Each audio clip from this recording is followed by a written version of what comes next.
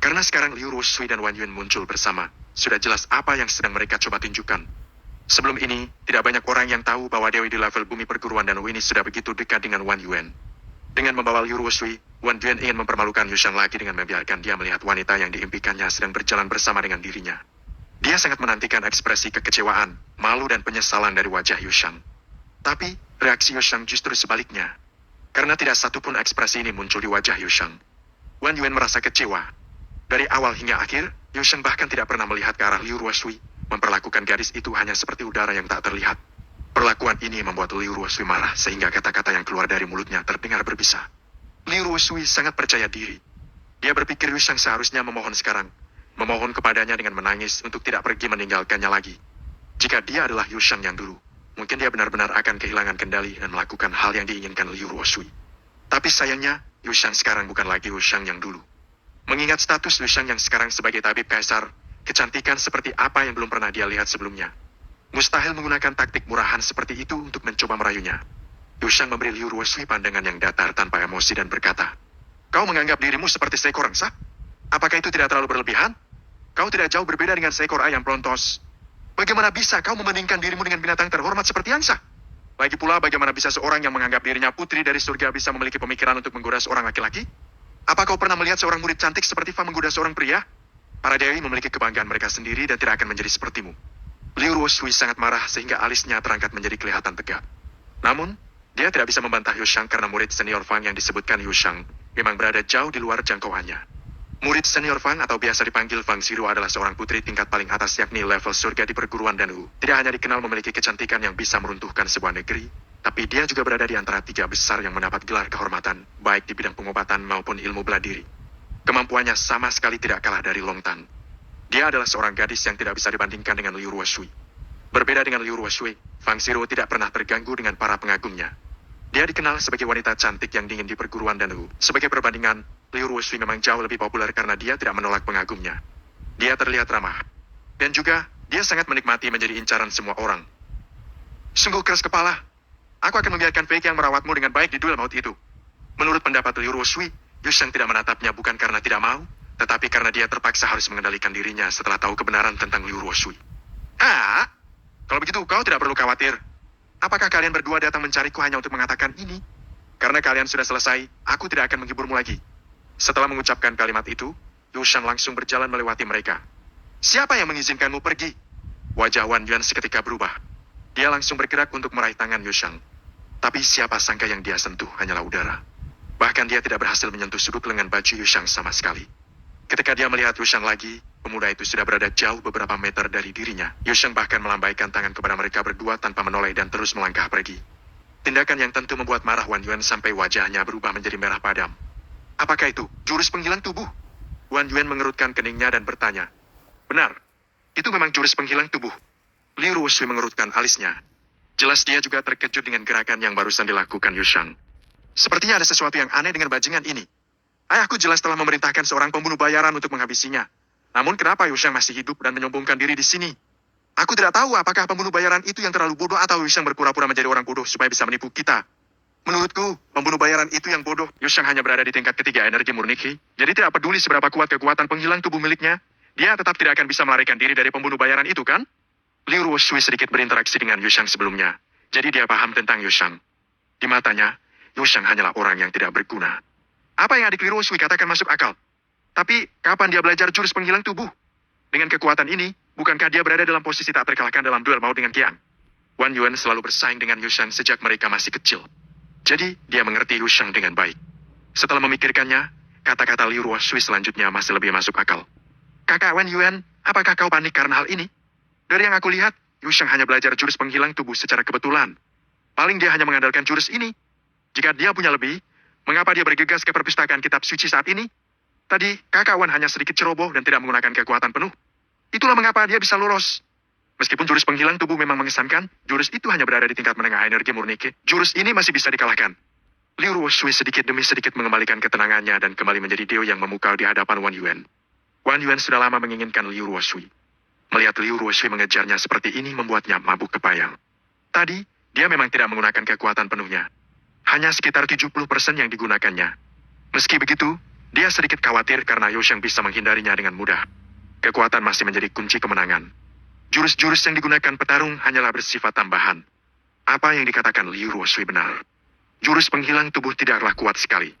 Ada beberapa jurus yang bisa dikeluarkan untuk melawannya. Sepertinya adik-adik Liu Ruoshui sebening cermin. Kali ini kita tidak bisa membiarkan si bajingan ini hidup lagi. Sepertinya kita harus kembali dan menyiapkan beberapa kekuatan rahasia untuk Fei Qiang. Setelah Yusheng mengagetkan Wan Yuan dan Liu Ruoshui, dia langsung pergi ke perpustakaan kitab suci. Yusheng tidak keberatan menunjukkan jurus penghilang tubuh, meski itu bukan kekuatan yang bisa dia andalkan. Lebih jauh, apa yang baru saja dia tunjukkan hanyalah pada tahap awal dan ternyata sukses besar. Yusheng sebenarnya bergantung pada jurus jari mutlak yang tapi teknik ini tidak bisa ditampilkan atau dia akan mendapatkan banyak masalah. Oleh karena itu, ia datang ke perpustakaan kitab suci untuk memilih teknik bela diri yang bisa dia gunakan. Sebenarnya jurus-jurus bela diri di perpustakaan kitab suci tidaklah terlalu mendalam. Aliran awan tenang tidak akan mengeluarkan jurus-jurus bela diri yang hebat ke dunia luar. Meski begitu, Yusheng merasa jurus-jurus yang ada di dalam perpustakaan kitab suci sudah cukup.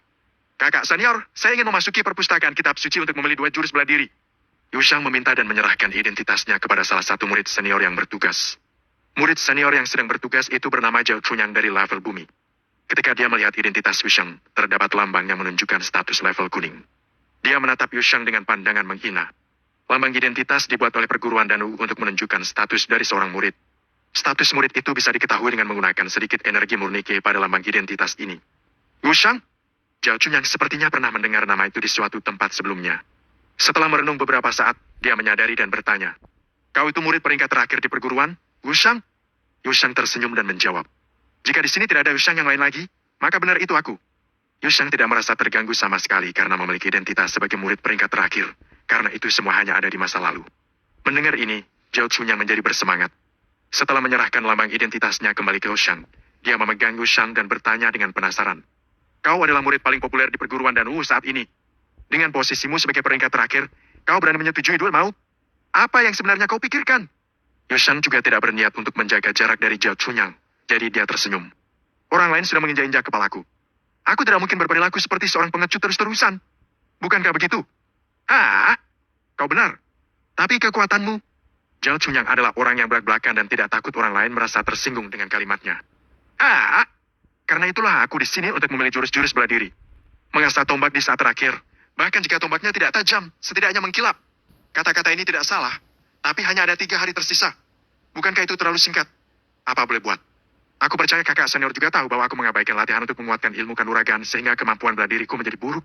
3 hati jauh lebih baik daripada tidak sama sekali. Iya kan? Zhao Chunyang melihat Yusheng sekali lagi dan tiba-tiba tersenyum. Dia berkata, menarik. Kau tampaknya sangat berbeda dari kabar yang beredar.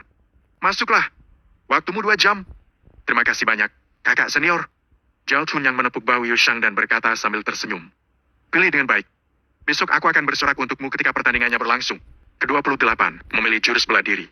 Perpustakaan kitab suci perguruan Danwu dibagi menjadi 3 bagian. Bagian kedua hanya dibuka bagi mereka yang berada di tingkat perubahan jiwa. Yusheng saat ini tidak punya hak untuk masuk karena dia belum mencapai tingkat itu. Dia hanya bisa memasuki bagian pertama yang berisi kumpulan jurus bela diri tingkat pertama. Seluruh bagian ruangan dipenuhi dengan rak buku. Ada kitab tentang hukum-hukum penguasaan ilmu kanuragan, jurus-jurus bela diri dan juga kitab-kitab tentang pil pengobatan tingkat pertama. Mereka disusun berdasarkan kategori masing-masing. Kitab-kitab yang ada di dalam perpustakaan ini semua adalah salinan dari bentuk aslinya yang merupakan batu berukir dan disimpan di markas aliran awan tenang. Terkait dengan ilmu penguasaan kanuragan, Yusheng tidak membutuhkan lagi karena dia sudah berhasil menguasai seni rodi wayang. Dan kitab-kitab tentang ilmu pil pengobatan juga terlalu mudah bagi Yusheng, jadi dia sama sekali tidak mengeceknya. Hanya kitab tentang jurus-jurus bela dirilah yang diperlukannya saat ini. Yusheng pergi ke area rak buku di mana kitab-kitab bela diri dipajang. Dia mulai mencari kitab jurus bela diri yang cocok untuknya. Dengan santai dia mengambil sebuah buku dengan judul Telapak Menyala. Jurus ini ada di tingkat 1 kelas menengah dengan media api. Ketika Yusheng membuka isi kitab, dia menggelengkan kepala.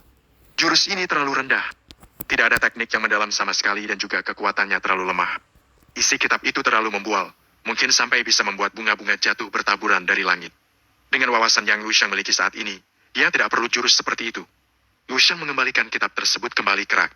Dia kembali melihat-lihat beberapa kitab bela diri yang lain. Kebanyakan kitab berisi tentang penjelasan jurus yang hampir sama dengan telapak menyala, jurus yang terlalu mencolok namun tidak berbobot sama sekali. Setelah beberapa waktu, Yusheng sudah melihat banyak buku namun belum ada satupun yang menarik perhatiannya. Yusheng mendesah panjang. Dia merasa aliran awan tenang terlalu pelit untuk berbagi ilmu.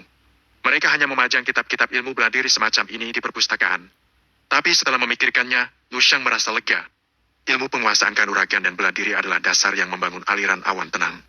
Tidak mungkin ilmu tentang dua hal ini ditaruh sembarangan. Liu Shang tahu bahwa tidak mungkin dia menemukan jurus-jurus bela diri yang dia inginkan di rak-rak ini. Jadi dia berjalan lebih masuk ke dalam area perpustakaan. Setelah membolak-balik beberapa kitab, Liu Shang masih tidak menemukan apapun yang membuatnya puas. Bukan karena tidak ada yang baik, tetapi sebaliknya, dia ingin melihat apakah ada wawasan menguntungkan dalam jurus-jurus bela diri yang ditulis dalam kitab-kitab ini. Bagi Liu Shang, jurus tingkat pertama kualitas menengah dan tinggi tidaklah berbeda. Yang satu tidaklah terlalu buruk, sedang yang lain tidaklah terlalu bagus. Contohnya saja jurus penghilang tubuh. Jurus ini hanya merupakan jurus bela diri tingkat pertama kelas menengah, tetapi dia memiliki beberapa aspek yang berbeda. Jadi Liu Shang dapat mengotak-atiknya. Liu Shang membuka kitab tentang jurus penghilang tubuh dan sekilas membacanya. Dia tahu bahwa wawasan si pembuat jurus masih terlalu rendah. Apa yang telah diubahnya dalam jurus itu sudah jauh lebih kuat daripada apa yang tertulis di buku. Dia merasa tidak ada artinya lagi untuk meneliti kitab itu.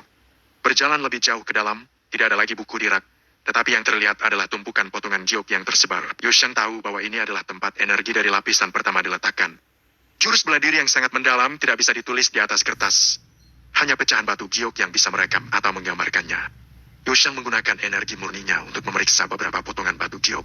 Jurus-jurus bela diri yang terekam di dalamnya semuanya dari tingkat tinggi yang sudah sangat langka. Setiap bagian giok ini, ketika ditempatkan di dunia luar, adalah benda-benda yang bernilai tinggi. Petarung bela diri energi murni merupakan populasi terbesar di negeri Chen. Sebagian besar dari mereka menguasai jurus bela diri tingkat rendah atau menengah. Satu batu giok berisi jurus bela diri tingkat tinggi sangat diinginkan oleh mereka karena bisa dipakai untuk meningkatkan kekuatan mereka ke tingkat yang lebih tinggi. Namun, Liu Shang tidak terlalu tertarik pada jurus bela diri kelas tinggi ini. Dia hanya melihat sebentar kemudian mengembalikan giok itu kembali ke tempatnya. Liu Shang sudah berjalan ke bagian terdalam dari perpustakaan. Jika dia masih tidak bisa menemukan jurus bela diri yang cocok untuknya, dia hanya bisa menggunakan teknik bela diri kelas tinggi yang barusan dia lihat. Di rak terakhir hanya ada 3 buah batu giok. 3 batu giok ini tidak sama dengan yang lainnya. Liu Shang mengambil potongan batu giok pertama, kemudian menyalurkan energi murninya ke dalam batu giok tersebut. Informasi di dalam bagian batu giok langsung tergambarkan dalam pikiran Liu Shang. Lompatan 1000 kaki, sebuah jurus gerakan. Ketika seseorang berhasil menguasai jurus ini, dia bisa memangkas jarak dan melintas dengan gerakan 1000 kaki dalam sekejap. Sedikit menarik, Liu Shang memeriksa detail dari jurus lompatan 1000 kaki. Teknik gerakan ini memiliki poin unik. Dibandingkan dengan jurus penghilang tubuh, gerakan lompatan 1000 kaki jelas lebih unggul. Jurus ini bisa berguna untuk menyelinap atau melarikan diri. Dan lagi, jurus ini sudah masuk kategori tingkat pertama kelas sangat tinggi. Liu Shang menempatkan potongan giok lompatan 1000 kaki kembali di rak. Kemudian dia mengambil potongan batu giok kedua yang berisi tentang jurus bela diri dengan media petir langka dan sangat sulit untuk dipelajari. Tingkatannya setara dengan jurus lompatan 1000 kaki. Liu Shang tidak tertarik untuk mempelajarinya. Dia dengan santai mengambil potongan batu giok ketiga dan menyelidikinya. Dan ini, telapak berlapis gelombang, jurus bela diri yang tidak lengkap, diperkirakan berada pada tingkat ketiga dan ke atas. Hanya saja karena jurus ini tidak lengkap, tingkatannya turun menjadi pertama kualitas tinggi. Liu Shang tertarik dengan kalimat pengenalan di batu giok tersebut bukan karena jurus bela diri ini termasuk tinggi. Jurus bela diri di tingkat ketiga bagi Liu Shang bukanlah tingkatan yang tinggi. Yang menarik perhatian Liu Shang adalah bahwa jurus ini bela diri ini menitik beratkan pada penggunaan kekuatan. Ketika dikuasai, jurus ini bisa melepaskan kekuatan seseorang berkali-kali lipat dari kekuatan sebenarnya. Kekuatannya cukup menakutkan. Pengantar pada bagian batu giok ini pasti ditulis oleh figur kuat dari aliran awan tenang atau perguruan dan Wu. Jika ada orang yang mampu menggunakan jurus ini dengan baik, dia dapat meningkatkan level energi pertempuran dengan mudah seperti makan nasi dan air minum. Liu Shang mendesah kagum. Tentu saja, Liu Shang juga tahu bahwa jurus bela diri semacam ini akan menjadi lebih sulit untuk dikuasai seiring dengan perkembangannya. Kesulitan itu akan meningkat beberapa kali. Jurus ini memang dengan mudah bisa mengeluarkan kekuatan 2 kali lipat. Tetapi kesulitan akan meningkat sebanyak 4 kali lipat seiring dengan perkembangannya. Setelahnya, kesulitannya akan bertambah menjadi 8 kali, 16 kali dan bahkan 32 kali. Semakin tinggi kekuatan seseorang, maka akan semakin mengerikan kesulitannya. Meski begitu, ini adalah jurus bela diri yang luar biasa, namun sayang, penjelasannya tidak lengkap. Kau yakin memilih jurus bela diri ini? Zhao Tunyang sangat terkejut begitu melihat jurus yang dipilih Liu Shang. Betul, Liu Shang sudah memperkirakan reaksi Zhao Tunyang. Tapi, jurus bela diri ini memang kuat, tetapi dia tidak lengkap. Zhao Tunyang mencoba membujuk Liu Shang. Aku tahu, tapi jurus ini mengesankan. Aku akan mempelajarinya terlebih dahulu. Nanti, kita akan bahas lagi. Liu Shang tersenyum menjawabnya. Jurus ini tidak hanya tidak lengkap, tetapi juga sangat sulit untuk dipelajari. Kau tahu Long Tang, bukan? Dia juga pernah mencoba mempelajari jurus ini, namun pada akhirnya dia menyerah. Jurus ini terlihat luar biasa, tapi itu diperlukan usaha yang sulit. Dan kadang justru tidak membuahkan hasil. Kau hanya punya waktu 3 hari, meski kau mungkin sangat pintar. Palingan hanya gelombang lapisan pertama yang bisa kau kuasai. Itu tidak akan banyak berguna untuk melawan musuhmu, kan? Sebenarnya, kata-kata Zhao Chu yang menyeratkan sesuatu yang cukup jelas. Menurutnya, bahkan jika Yushang menghabiskan waktu 1 bulan, dia tidak mungkin menguasai jurus gelombang lapisan pertama. Apa yang menjadi dasar gelombang lapisan pertama? Hanya kenaikan 2 kali kekuatan tidaklah bisa mengimbangi perbedaan kekuatan antara Yushang dan Fei Qiang. Mungkin akan lebih baik jika Yushang hanya belajar jurus bela diri yang lebih praktis. Yushang memiliki kesan yang baik terhadap Zhao Chunyang. Setidaknya dia tidak melihat dirinya sebagai lelucon seperti murid-murid lain pada dirinya. Yushang tersenyum dan kemudian berkata, "Terima kasih banyak atas kepedulianmu kakak senior. Tetapi aku punya rencana sendiri. Untuk duel 3 hari lagi, aku pikir bisa menanganinya. Ini, baiklah kalau begitu. Karena kau bersikeras, aku tidak akan membujukmu lagi. Cobalah yang terbaik." Zhao Chunyang menggelengkan kepalanya dan hanya bisa menghela nafas. Ke-29, persiapan. Di sebuah tempat tersembunyi di perguruan Danu, 2 orang saat ini sedang berdiskusi dengan nada suara yang sangat rendah. "Qiang, apa pendapatmu tentang pertarungan mautmu dengan Yushang?" "Biasa-biasa saja. Aku tinggal membunuhnya." Hidup si berandalan Yushang itu sungguh sulit kan? Terakhir kali dia dikirim pulang, dia hampir mati. Tidak ada yang menyangka, beberapa hari kemudian dia bisa hidup. Kali ini, aku pasti tidak akan memberikan dia kesempatan untuk hidup. Kata-kata Fei Qiang dipenuhi dengan penghinaan yang penuh akan kebencian terhadap Yushang. Yushang dan Wan Yuan tumbuh dengan bersaing satu sama lain, sehingga Wan Yuan paham akan watak dan kekuatan Yushang. Oleh karena itu, ia tidak merasakan kekhawatiran meminta Fei Qiang membunuh Yushang dalam pertarungan maut nanti. Fei Qiang merasa ada yang aneh dengan pertanyaan Wan Yuan. Jadi dia memutuskan untuk bertanya, "Tuan Muda Wan, kau tidak mungkin berpikir bahwa aku akan kalah dalam pertarungan ini kan?" Wan Yuan mengerutkan kening dan berkata, "Aku tidak berpikir kalau kau akan kalah darinya. Hanya, aku merasa bahwa kali ini, setelah Yushang kembali, ia agak sedikit aneh. Seperti agak berbeda dari dia yang dulu. Aku juga penasaran apa yang berubah dari dirinya. Tentu saja, dia berbeda. Tapi bukankah itu karena dia mengalami peningkatan ke tingkat ketiga energi murni Qi? Namun, menurut pandanganku, dia mungkin akan tetap seperti ini selama sisa hidupnya." "Hah?" ujar Fei Qiang sambil tertawa. Meskipun Fei Qiang lebih tua 2 tahun dari Wan Yuan, ia selalu memperlakukan Wan Yuan seperti seorang majikan. Melihat bagaimana Fei Qiang meremehkan kemampuan dan kekuatan Yushang seperti itu, Wan Yuan merasa bahwa dia seharusnya tidak melakukan hal itu dan ingin menegurnya. Namun, ia juga merasa bahwa semua yang dikatakan Fei Qiang ada benarnya. Lelucon yang dilontarkan Fei Qiang tentang Yushang terdengar seperti lumpur yang tidak bisa menahan kokohnya dinding. Apa Yushang berpikir dia bisa meminta langit untuk berpihak padanya? Meskipun Fei Qiang tidak memiliki bakat yang luar biasa, dia adalah petarung bela diri energi murni Qi tingkat keempat yang telah berpengalaman. Posisinya tinggal selangkah lagi untuk menuju tingkat kelima energi murni Qi. Tingkat keempat dan ketiga energi murni Qi tidak berada pada level yang sama. Dengan demikian, alasan yang dipakai Fei Qiang untuk memandang rendah Yushang yang berada di tingkat ketiga memang masuk akal. Karena untuk berpindah satu tingkat sebenarnya merupakan langkah yang sulit. Perguruan Danwu adalah perguruan untuk orang-orang tingkat atas. Hampir setiap orang di sini jika ditempatkan dalam situasi pertempuran di dunia luar bisa meningkatkan peringkat energi mereka. Sumber daya yang ada, keterampilan dan teknik bela diri yang mereka pelajari, serta bimbingan dari para pengajar, semua ini tidak dapat dibandingkan dengan apa yang mereka dapatkan di dunia luar. Namun, di perguruan Danwu itu sendiri, menaikkan peringkat selama pertempuran merupakan sesuatu hal yang menantang untuk dilakukan. Hal ini hanya bisa dilakukan oleh orang-orang dengan bakat yang luar biasa. Seandainya yang berada di tingkat ketiga adalah Long Tang atau Fang Xiru, Wan Yuan percaya mereka bisa mengalahkan Fei Qiang. Tetapi tidak untuk Yushang. Dia mengenal Yushang dengan baik. Pemuda itu tidak akan bisa. Untuk beberapa saat terdiam, Wan Yuan masih menggelengkan kepalanya dan berkata, "Qiang, dalam pertarungan kali ini, kau harus menang. Aku tidak menerima kekalahan.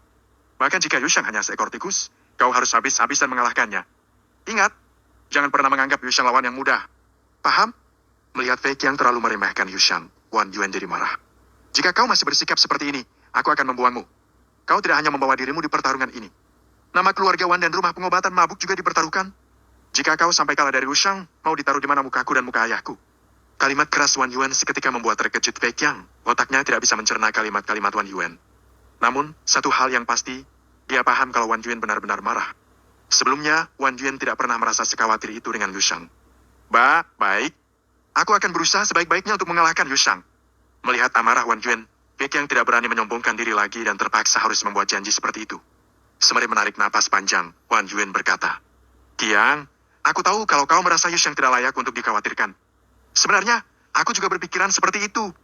Tapi kali ini setelah ia kembali ke perguruan, aku merasa ada yang berbeda dengan dirinya. Berbeda? Dari segi apa dia tampak berbeda? Fei Qiang bertanya setelah mendengar kalimat Wan Yuan. Ia tahu bahwa Wan Yuan adalah orang yang sangat berhati-hati dalam melakukan apapun, seperti ayahnya. Fei Qiang memiliki bakat dan kecerdasan di bawah Wan Yuan. Itulah sebabnya dia bersedia untuk menjadi pengikut Wan Yuan. Hari ini, aku menemuinya dengan niat untuk menghancurkan semangat bertarungnya dan memberinya beberapa masalah. Aku mengeluarkan 70% kekuatanku, tapi aku justru gagal untuk menghancurkan semangat bertarungnya. Dia ternyata mempelajari jurus penghilang tubuh, bahkan berhasil menguasainya. Apa jurus penghilang tubuh? Dia berhasil menguasainya. Bagaimana bisa? Fei Qiang sangat terkejut. Ia tampaknya tahu yang dimaksud Wan Yuan menguasai berarti sekarang Yushang sudah berdiri di posisi yang tidak terkalahkan. Jika memang keadaannya seperti ini, peringatan Wan Yuan tidak diabaikan. Seolah-olah mengumpulkan ingatannya tentang pertemuannya dengan Yushang hari ini, Wan Yuan berpikir sejenak sebelum menganggukkan kepala. Dia berkata, benar, dia menguasai jurus penghilang tubuh, bahkan sukses mengeksekusinya. Ini memalukan. Bagaimana mungkin dia bisa berhasil menguasai jurus seperti itu? Ini pasti hanya kebetulan. Fei Qiang tiba-tiba mulai mengoceh tidak karuan. Wan Yuan berkata dengan suaranya yang dalam. Sebuah kebetulan? Jika itu memang kebetulan, kenapa kau tidak mencoba untuk mengeluarkan jurus penghilang tubuh sekarang juga di hadapanku? Sebenarnya, Lushang menimbulkan banyak masalah selama dia ada di ibu kota. Ia bahkan pergi ke rumah pengobatan mabuk untuk membuat onar, dan ayahku tidak mampu melakukan apa-apa terhadapnya. Dalam perjalanannya kembali ke perguruan Danwu, ayah telah mengirimkan seorang pembunuh bayaran dari kelompok bayangan gelap untuk menghabisinya. Tapi Yushang berhasil tiba di sini dengan selamat. Itu sebabnya aku merasa ada yang aneh dengan Yushang setelah dia selamat dari kematian. Lalu, apa yang harus aku lakukan? Pada titik ini, Fei Qiang benar-benar panik. Wan Yuan menepuk pundak Fei Qiang dan berkata dengan pelan. Tenang, meski jika dia memiliki kekuatan yang tidak biasa, perbedaan tingkat energi murni Ke antara kalian berdua sangat jauh berbeda. Namun, agar kau tidak mengecewakan majikanmu ini, pergunakanlah sisa waktu selama 3 hari ini untuk meningkatkan kemampuan bertempurmu. Mendengar Wan Yuan mengatakan semua ini, Fei Qiang benar-benar tidak berani lagi bersikap ceroboh. Pertarungan maut ini akan menentukan hidup dan matinya. Fei Qiang tidak rela nyawanya menjadi bahan lelucon. Tuan Muda Wan, katakan saja padaku apa yang harus aku lakukan. Aku akan benar-benar akan melakukan segala perintahmu. Melihat Fei Qiang benar-benar serius, Wan Yuan mengambil sebotol pil obat dan meletakkannya di depan Fei Qiang. Ini adalah pil pengumpul energi. Pil yang ayahku buat. Kemanjurannya mencapai 50% lebih besar dari pil energi murni. Dalam 3 hari ini, kau bisa minum pil ini untuk meningkatkan kekuatanmu. Kau harus bisa meningkatkan tingkatanmu ke level kelima energi murni Ke. Sorot mata Fei Qiang menjadi menyala begitu mendengar kalimat Wan Yuan. Jika dia bisa mencapai tingkat kelima energi murni Ke, maka kemungkinannya untuk meraih kemenangan akan semakin tinggi. Sama seperti yang Wan Yuan katakan, perbedaan dalam tingkat kekuatan bukanlah sesuatu yang mudah untuk diatasi. Jika dia bisa meningkatkan kekuatannya ke tingkat kelima, tidak ada alasan baginya untuk kalah dari Wushang yang hanya berada di tingkat ketiga. Fei Qiang membungkuk dan mengucapkan terima kasih atas dukungan Wan Yuan. Wan Yuan menganggukkan kepalanya. Dengan tenang dia melanjutkan perkataannya. Ada beberapa hal lain yang harus kau perhatikan. Dalam 3 hari ini, kau juga harus melatih kemampuan bertarungmu dengan jurus menangkap bayangan. Jurus ini bisa kau pakai untuk melawan jurus penghilang tubuh. Jika kau berhasil, kau tidak akan kalah. Di dalam salah satu ruangan pelatihan di perguruan Danwu, Yushang berdiri diam dengan matanya yang tertutup erat. Sejak melihat isi potongan batu giok di awal memasuki ruangan pelatihan, Yushang sudah berdiri diam selama hampir 2 jam. Tiba-tiba, mata Yushang terbuka lebar. Dia mengambil langkah mundur, ia kemudian melakukan gerakan telapak tangan. Kekuatan telapak tangan berlapis gelombang. Gelombang lapis pertama. Kekuatan ledakan angin diarahkan ke depan dan kemudian tangannya dipukulkan ke dinding. Bumong. Yushang tampak menggelengkan kepala tidak terlalu puas melihat hasil pukulannya ke dinding. Jurus telapak tangan berlapis gelombang ini memang susah untuk dikuasai. Tidak heran kakak Zhao menyarankanku untuk menyerah. Sudah 2 jam aku berlatih, namun aku belum berhasil menguasainya. Yushang menghela napas. Jika Zhao Chunyang melihat ini, dia akan terpana dan kemudian mengomeli Yushang karena tidak tahu berterima kasih. Dulu Long Tang berhasil menguasai jurus ini dalam waktu 1 bulan. Meskipun apa yang dilakukan Yushang belum mampu untuk menguasai jurus itu secara menyeluruh, dia sudah cukup berhasil menggunakan lapisan gelombang pertama hanya dalam waktu 2 jam. Sekali lagi, Yushang tidak berkecil hati. Dengan mengikuti semua cara pelatihan yang tertulis, Yushang mencoba mengalirkan energi murni yang ada di dalam tubuhnya untuk berlatih sekali lagi. Ketiga